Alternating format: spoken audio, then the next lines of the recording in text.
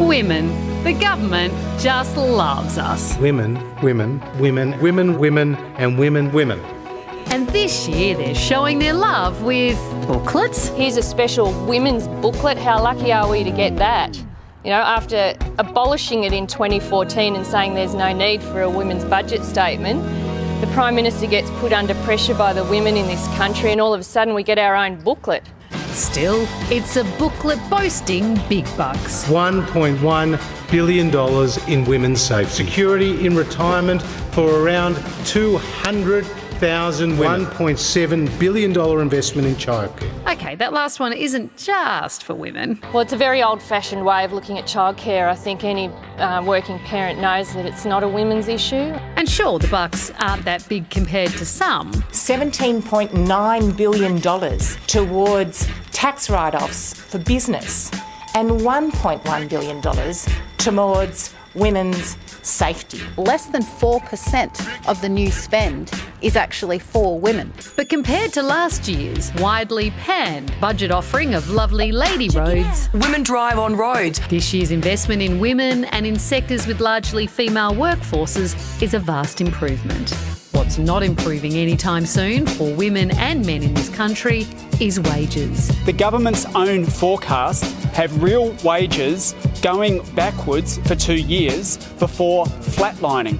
It's a dire forecast, especially when you Look at this graph. which shows just how optimistic this government tends to be with its wage growth predictions, compared to the stagnating reality of the last few years. The thanks that Australian workers get for everything they've done to get Australia through the pandemic is a cut in real wages. So will this big spending budget be enough to win over Team Australia. What do you think, Chad? Chad? Chad! Finance Minister Simon Birmingham may be better placed to answer that question than Chad, and he joins us now. Minister, let's start with women. Would these same measures have been introduced had it not been for the national reckoning we've seen in recent months? I'm confident the majority of them would have been. There's no doubt that what's occurred across the country has heightened awareness and indeed raised further understanding, importantly, in the eyes of many, many people. But if you look at the work we've been doing in terms of delivery of the National Action Plan in relation to domestic violence, the actions on women's safety in this budget build upon that work. If you look at the reforms we applied to childcare only a couple of years ago, providing a big lift in terms of funding there, the reforms we've announced in this budget build on that in a very targeted way to help those families who need it most in terms of being able to make the choice to access work. And so I think these are reforms that are all very important, but they do build on many existing programs. Burmo, you are the finance minister, but I do notice that all my friends are talking about crypto, yet everything in the budget seems to be Australian dollars. Has this been an oversight?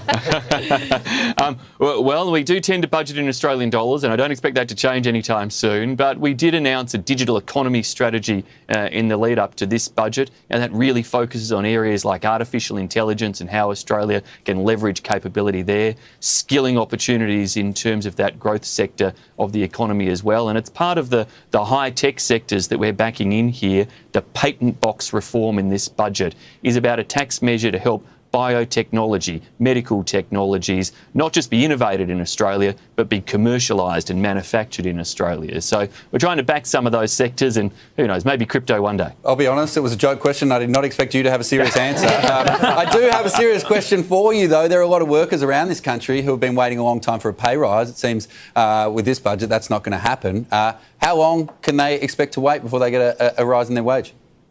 So we are living in times, of course, with record low interest rates, very, very low inflation accompanying those record low interest rates. What we've been doing to make sure we put more money in the pockets of Australian families and households is to deliver tax breaks for them, and we've done that again in this year's budget. It's part of our plan to make sure we maintain that consumer confidence, and also over the long term to get wages growth happening again. It's all about driving unemployment down, driving it down below 5% in a sustained way for the first time ever, which can then create the tension in the wages market. And look, we've got numbers of people employed in Australia back up above where it was pre-pandemic. We're the first country in the developed world, in the advanced world, to be able to actually achieve that recovery back to pre-pandemic employment levels. Sorry, on that point, sorry to interrupt, but on that point, if that's true, then why the wage stagnation? If it's about unemployment and you're saying we've got record levels of employment, we should be seeing wages go up.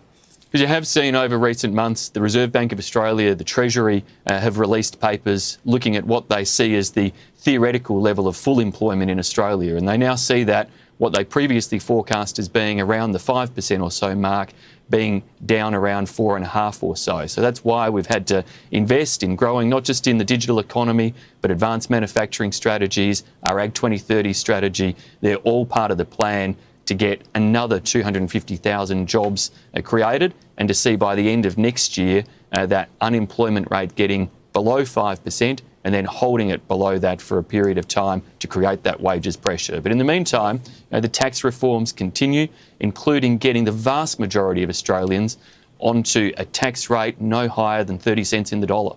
Mate, just quickly, before we let you go, quick performance review. How did you see your traditional budget banter with Josh Frydenberg yesterday? We have a little clip.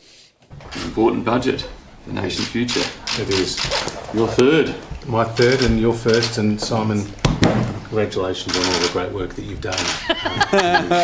Process leading up to this budget. It's been great working with you. Thanks, Josh. This budget certainly It is. Big statement it is. Had you met Josh Frydenberg before that? Pete, I think far too much time on the budget content, not enough on the choreography, as you say. So next year we're going to have to work on our moves just a little bit beforehand too. Did you like how he pointed out it was your first? His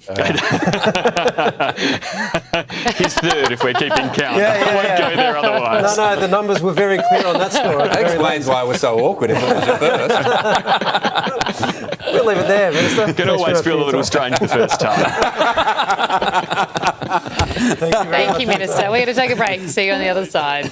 From expert opinions to in-depth analysis and reporting, the Project YouTube brings you the biggest stories from Australia and around the globe. Hit the subscribe button now for news delivered straight to your feed.